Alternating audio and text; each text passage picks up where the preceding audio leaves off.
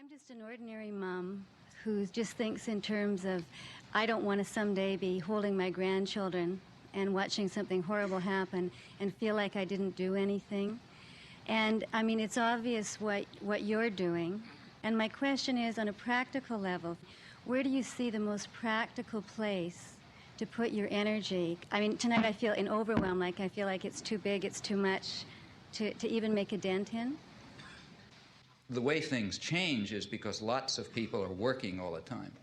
And, you know, they're working in their communities, in their workplace, or wherever they happen to be, and they're building up the basis for popular movements which are going to make changes.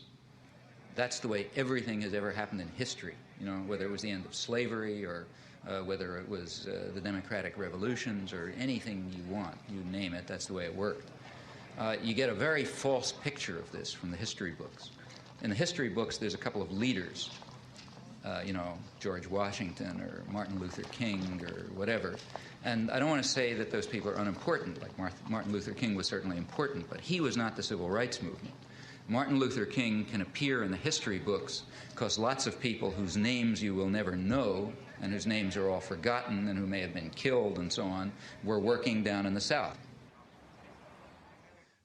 When you have activists and people concerned and people devoting themselves and dedicating themselves to social change or issues or whatever, then people like me can appear, and we can appear to be prominent, but that's only because somebody else is doing the work. My work, whether it's giving hundreds of talks a year or spending 20 hours a week writing letters or writing books, is not directed to intellectuals and politicians. It's directed to what are called ordinary people.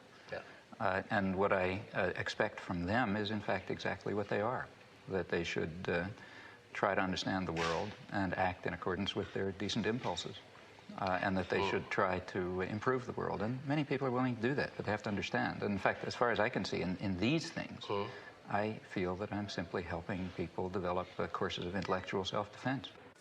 What did you mean by that? What would such a course be? I don't mean go to school, because you're not going to get it there. It means you have to develop an independent mind and work on it. Now, that's extremely hard to do alone. You know? The beauty of our system is it isolates everybody. Each person is sitting alone in front of the tube. You know? Now, it's very hard to have ideas or thoughts under those circumstances. You can't fight the world alone. Some people can, but it's pretty rare. The way to do it is through organization. So courses of intellectual self-defense will have to be in the context of political and other organization. And it makes sense, I think, to look at what the institutions are trying to do and to take that almost as a key. What they're trying to do is what we're trying to combat. If they're trying to keep people isolated and separate and, you know, and so on, well, we're trying to do the opposite. We're trying to bring them together. So in your local community, you want to have sources of alternative action. People with parallel concerns may be differently focused, but at the core, sort of similar values and a similar interest in helping people learn how to defend themselves against external power and taking control of their lives and, you know, reaching out your hand to people who need it. That's a common array of concerns.